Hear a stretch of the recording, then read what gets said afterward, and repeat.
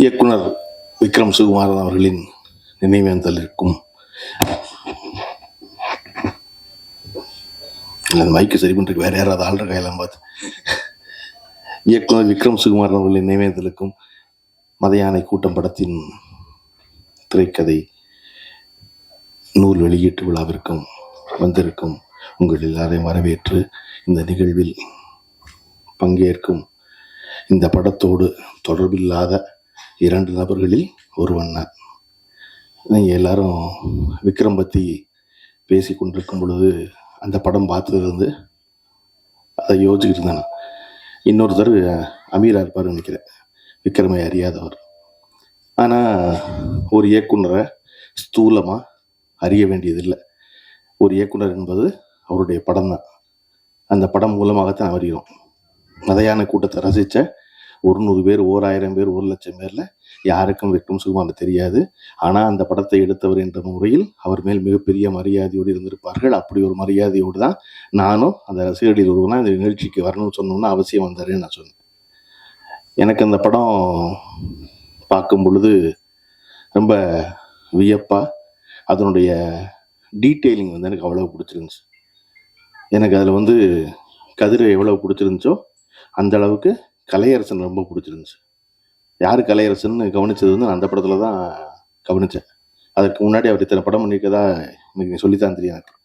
அதை போல் வேலராமமூர்த்தி அவர்களை அவருடைய நூலின் வழியாக, அவருடைய நண்பர் சௌபா வழியாக ரொம்ப அணுக்கமாக பக்கத்தில் பார்த்தவன் நான் பார்த்த அந்த வேலராமமூர்த்தி அப்படியே திரையில் பறக்கும் பொழுது அந்த வேலராமமூர்த்தியை மிஞ்சி ஒரு சவனம்மா நிற்கும் பொழுது எனக்கு சவனம்மா படம் முடிச்சு வெளியே வர வரைக்கும் ஞாபகத்தில் இருந்துக்கிட்டே இருந்தாங்க. அதுக்கு ஒரு 10 வருஷம் ஞாபகத்தில் இருக்காங்க, நேற்று வரையும் ஞாபகத்தில் இருக்காங்க. அதுக்கப்புறம் எத்தனையோ நான் படம் பண்ணிட்டேன், நான் இன்னமும் சவனம்மா தான் அப்படின்னாங்க. எங்களுக்கு ராதிகாவே இன்னும் பாஞ்சாலி தான், ஸ்ரீதேவியே இன்னும் மயில் தான், ரஜினிகாந்தே பரட்டை தான், அப்படியும் நீங்கள் சவனம்மா தான் கடைசி வரைக்கும். ஒரு கதாபாத்திரம் ஏற்படுத்திய பாதிப்பிலிருந்து கதாபாத்திரங்கள் வெளியே வந்து விடுகிறார்கள், ரசிகர்கள் வெளியே வருவதே இல்லை. திரும்ப திரும்ப அதைத்தான் பார்க்க விரும்புகிறான். நீங்கள் ரஜினிகாந்த் எத்தனை ஹீரோவன் நடித்தாலும் மறுபடியும் என்னைக்கு இது எப்படி இருக்குது கேட்குறாரோ அன்னைக்கு தான் அவர் நமக்கு பிடிச்சாள். என்னைக்கு மறுபடியும் ஒரு வில்லனாக இருக்காரோ அன்னைக்கு தான் அவர் நமக்கு பிடிச்சாள். ஏன்னா அவர் அப்படித்தான் எனக்கு பதிஞ்சிருக்காரு, அப்படித்தான் ஞாபகத்தில் இருக்கும். அப்படி ஒரு திரைப்படத்தை கிட்டத்தட்ட 10-12 ஆண்டு காலம் கழித்து இப்படி கொண்டாடுவது என்பது மகிழ்ச்சிக்குரியதா அப்படின்னா இல்லை. ஒரு திரைப்படத்தை அதன் இயக்குனரை இன்னைக்கு கொண்டாடுறோம். அவருக்கு இன்னைக்கு இருந்திருந்தாருன்னா அவருடைய ஆத்மா பெரிய திருப்தி அடைஞ்சிருக்கும் அப்படின்னு சொல்வது. திருப்தி அடைந்திருப்பது நம்முடைய ஆத்மாவை தவிர விக்ரம் சுகுமாரன் ஆத்மாவாக இருக்கவே முடியாது. அது இருக்க முடியும். அந்த ஆத்மா என்ன சொல்லணும்னா, அயோக்கிய புயலா இன்னைக்கு கூடுறீங்களா எல்லாரும் இல்லையா? அப்ப என்ன செய்வது அப்படின்னா, நடிகர்கள் எல்லோரும், தயாரிப்பாளர்கள் எல்லோரும் தொடர்ச்சியாக இயக்குநர்களை வைத்து அடுத்தடுத்து படங்கள் செய்வதுதான் ரொம்ப முக்கியம். நீங்கள் நினச்சி பாருங்க, பேசுகிற 10 நிமிஷத்துக்குள்ள கோயம்புத்தூர் ஸ்லாங் எட்டி பார்க்குற கதிரையும், நான் மீஞ்சூர் அம்மாவுக்கு பிறந்தவன் சொல்கிற கலையரசனையும் கொண்டு போய் மதியான கூட்டத்தில் ஒருத்தரை ஆக்கிட முடியும் ஒரு இயக்குனராலேனா, அந்த இயக்குனரை ஒவ்வொரு படத்துலையும் அயோக்கிய பிள்ளை தீக்குளிக்க சொல்லிக்கிட்டே இருப்பாங்க. இங்கே இயக்குனர் ஒவ்வொரு படத்துக்கு தீக்குளிக்கணும், ஒவ்வொரு படத்துக்கும் நிரூபிக்கணும். ஆனால் நடிகை நிரூபிக்க வேண்டாம். நடிகன் 10 தோல்வி படம் எடுத்துகிட்டு வரலாம், அவங்க மறுபடியும் என்ன சொல்லுவான்னா, இயக்குனருக்கு நான் வாய்ப்பு இல்லைச்சேம்மா. இயக்குனர் வெற்றி பெற்றுட்டாருன்னா காலம் உள்ள அளவு மறக்க மாட்டேம்மா. எப்போ வரைக்கும்? மறுபடியும் அடுத்த படத்தில் தீக்குளிக்கிற வரைக்கும். நீங்கள் அடுத்த படத்துலையும் தீக்குளித்து நிரூபிக்கணும். ஆனால் ஒரு பொழுதும் நான் இல்லாத பொழுது நீ என்ன செஞ்ச அப்படின்னு ராமன்களை பார்த்து தீக்குளிக்க சொல்கிற வாய்ப்பு சீதைகளுக்கு வாய்ப்பதே இல்லை, இல்லையா?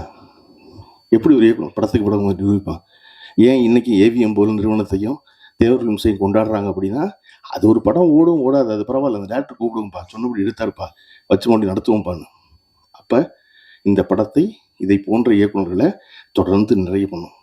நான் பேசுறதுக்கு கதிர் பேசிக்கிட்டு இருக்கும்போது அமீன் சார் என்கிட்ட சொன்னார், நீங்கள் கதிரை வச்சு ஒரு படம் பண்ணலாமே அப்படின்னாரு. யார்? நானா அப்படின்னு. யாரை வச்சு அப்படின்னு? கதிரை வச்சு அப்படின்னாரு. சொல்லிட்டேன், சிரிச்சுட்டு சும்மா இருந்தேன். எனக்கு அமீட்ட ரொம்ப பிடிச்சது என்னன்னா, அடுத்து நான் என்ன சொல்ல போகிறோம் அதை அவரே சொல்லிடுவார். அடுத்து அவர் சொன்னார் குனிஞ்சிட்டு, ஏன் இதை நீ பண்ணலாமேன்னு கேட்குறீங்களா அப்படின்னாரு. நானும் அமீரும் சேர்ந்து கதிட்டு சொல்வது என்ன அப்படின்னா, இவ்வளவு இளமையா இருக்கீங்க, இவ்வளவு எங்க இருக்கீங்க, இவ்வளவு துடிப்போடு இருக்கீங்க, தயவு செஞ்சு வருஷத்துக்கு 5 படம் பண்ணுங்க, என்ன கேடு உங்களுக்குலாம்? என்ன நீங்க கரெக்டான கதையை கண்டுபிடிச்சிருக்கீங்களா? டைரக்டரை கண்டுபிடிக்க முடியாது கரெக்டான கதையை. மம்முட்டி சொல்றாரு 75 வயசுல நல்ல படம்ங்கிறது அமையுதுங்க, எல்லாருமே நினைக்கிறோம், எனக்கும் தெரியாது, எனக்கு படம் ஓடுனதுக்கு அப்புறம் எனக்கு தெரியும் படம் ஓடுனுச்சுன்னு. அடடா அப்படியான்னு எல்லாருமே நல்ல படம் நினைக்கிறேன். அதனால விறுவிறு நடிக்க வேண்டியதானே இல்லையா? இதுல பத்தாவதுக்கு அந்த ப்ரொடியூசர் கவுன்சில் அறிக்கை எனக்கு என்னன்னு தெரியல, ஓடிடி எல்லாம் போய் நடிக்காதீங்கன்னு நடிகர்ல போறான். அதாவது சினிமாவில் நடிச்சா ஓடியில் நடிக்காதீங்க, சினிமாவில் இயக்குனா ஓடிடியில் போய் படம் இயக்காது. ஐயா என்ன நடக்குது உலகத்துலன்னு புரியாம இவன் வேற குறுக்க நடக்கான்டான்னு குனிய வச்சு முதுகுல அடிக்கிறவங்களா. எப்பவுமே கால மெதுவும் அதுக்கு பொருந்தாத ஒண்ணு பேசிக்கிட்டே இருக்கு அந்த கவுன்சில். நடிகர்களை இன்ஸ்டாகிராம்ல பார்த்து கூப்பிட்டு இருக்காங்க.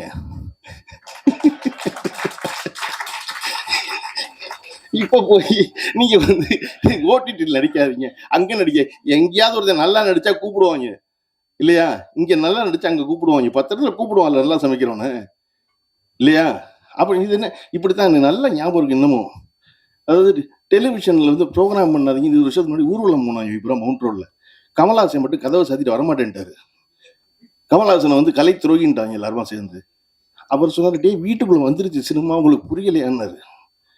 இன்னைக்கு ரிலீஸ் பண்ற ஒரு சாதாரண படத்தை 300 ஸ்கிரீன் ரிலீஸ் பண்றோம், இந்த வேலையை 15 வருஷம் ஒன்றி சொன்னார் கமல்ஹாசன். தயவு செஞ்சு நடந்து போற தூரத்தில் இருக்க தியேட்டர்ல போய் ரிலீஸ் பண்ணுங்க படத்துக்கு. சினிமாவுக்கான வாழ்நாள் காலம் குறைஞ்சிருச்சு, அதற்கு பதிலாக வியூவர்ஸை தான் நம்ம அதிகப்படுத்தணும் அப்படின்னு சொன்னாரு. அதெல்லாம் சினிமாவை என்ன நீங்க அப்படின்னாங்க. இப்படி எல்லாம் தொடர்ச்சியாக இன்னொன்று வேற, இந்த யூடியூப்ல உட்காந்துக்கிட்டு பணம் சம்பாரிச்சு அத்தனை ப்ரொடியூசர் உட்காந்துக்கிட்டு சினிமாவே ஓடலன்னு சொல்லிட்டு படம் எடுத்துட்டு இந்த வேலையை மல்லிப்பாட்டு விட்டு விறுவிறுன்னு நிறைய வேலை செய்வதுதான் முக்கியம். அந்த கவுன்சில் அறிக்கை அதானான்னு தெரியல முழுமையா. ஏன்னா எனக்கு அதுல இருந்து சத்யஜோதி தியாகராஜர் இருந்தாரு, அவர் அறிவானவர், இல்ல சேர்க்க சரியில்லை அவருக்கும் தெரியல, இல்ல அங்க நடிக்காது இங்க நடிக்காது. அதான் அமித் சொன்னா அப்படியா சொல்லியிருக்காங்க, சும்மா இருக்க மாட்டாங்க வேற அப்படின்னாரு. அத இப்படி இருக்க காலச்சூழல்ல விக்ரம் சுகுமாரன் போல இங்க 100 இயக்குநர்கள் இருக்காங்க இல்லையா? நமக்கு முன்னாடி இருப்பவர்களை எப்படி கொண்டாடுகிறோமோ. சமீபத்தில் ஒரு கவிதையினுடைய தமிழ் மொழிபெயர்ப்பு படிக்கும்போது அந்த அம்மா வந்து வெளிநாட்டு அம்மா விமானத்தில் போகும்போது தன்னோட ஒரு செடியை தூக்கிட்டு போறதா சொல்லி வர்ற கவிதையில, ஏன் எப்பொழுதுமே கையில ஒரு செடியை தூக்கிட்டு போகணும் நாடு விட்டு நாடு போகும்போது அப்படின்னா, தன் வேர்களோடு இருக்கிற தொடர்பை விட்டு போகாமல் இருப்பதற்காக நான் தூக்கி செல்கிறேன்னு சொல்லுவான் அந்த கிழவி. அதை போல நமக்கு முன்னாடி இருப்பவர்களை வந்து நம்முடைய முன்னோடிகளை எப்படி கொண்டாடுகிறோமோ அப்படி நமக்கு பின்னாடி வந்தவர்களையும் கொண்டாடுவது ரொம்ப முக்கியம். பின்னாடி வருபவர்களுக்கு இந்த இருக்கான் பிரமாதமான சொல்றது முக்கியம். என்னுடைய இயக்குனர் பார்த்திபன் அவர்களை நான் எப்பொழுதும் நினைத்துக் கொள்வதற்கான காரணம், பாக்கியராஜ் அவர்கள் ஒரு மிகப்பெரிய சாதனைக்கு சொந்தக்காரர். தன்னுடைய இயக்குனரை கொண்டாடும் பொழுது எவ்வளவு மனம் மகிழ்ந்து மனம் நிறைந்து கொண்டாடுவாரோ, அப்படி எந்த சாதனையும் செய்யாத தன்னுடைய உதவியாளனாகிய என்னை கொண்டாடும் போதும் அதே போல பழனி பிரமாதனால் என்னை கொண்டாடுவார். அப்ப தனக்கு முன்னாடி இருந்தவரை கொண்டாடுவதை போல பின்னாடி இருந்தவரை கொண்டாடுவது ரொம்ப முக்கியம். அப்படி விக்ரம் சுகுமாரனை கொண்டாடி இருக்க வேண்டும், அப்படின்னா கொண்டாடி இருக்கணும். முன்னாடி போது பின்னாடி கொண்டு ஒருத்தர் பிரமாதம் ஒரு வேலை செஞ்சிருக்கானே, வேலை செய்யறானே அப்படின்னு. இந்த புத்தகத்துல வந்து ஒரு வரி கேமராமேன் வந்து ஒரு வரி சொல்லியிருக்காரு, நாங்க வந்து இந்த படத்தில் வேலை செய்யும் பொழுது எடுத்த முடிவுகளை இன்னைக்கு எடுப்போமான்னு எங்களுக்கு தெரியல, காரணம் இளமையின் காரணமாக மிக அசாதாரணமான முடிவுகளை சாதாரணமாக எடுத்தோம் அப்படின்னு.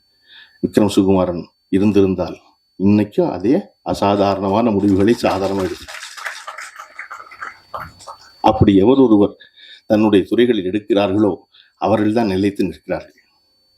அதுக்கு வந்து வயது இளமை அதெல்லாம் காரணம் கிடையாது. அடுத்தடுத்து தொடர்ச்சியாக அந்த முடிவுகள் எடுக்கணும்.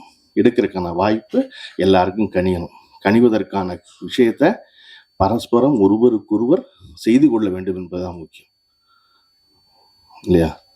கலையரசனை ஏதோ ஒரு இடத்துக்கு போய்கிட்டு இருக்கும் பொழுது ஃபோன் பண்ணி கூப்பிட்ட ஒரு உதவி இயக்குனர் வரல, அந்த உதவி இயக்குனர் இருப்பாரு, அந்த உதவி இயக்குனரை தூக்கி கொண்டு போய் இயக்குனர் ஆக்குற முழு பொறுப்பு கலையரசனுக்கு இருக்கு.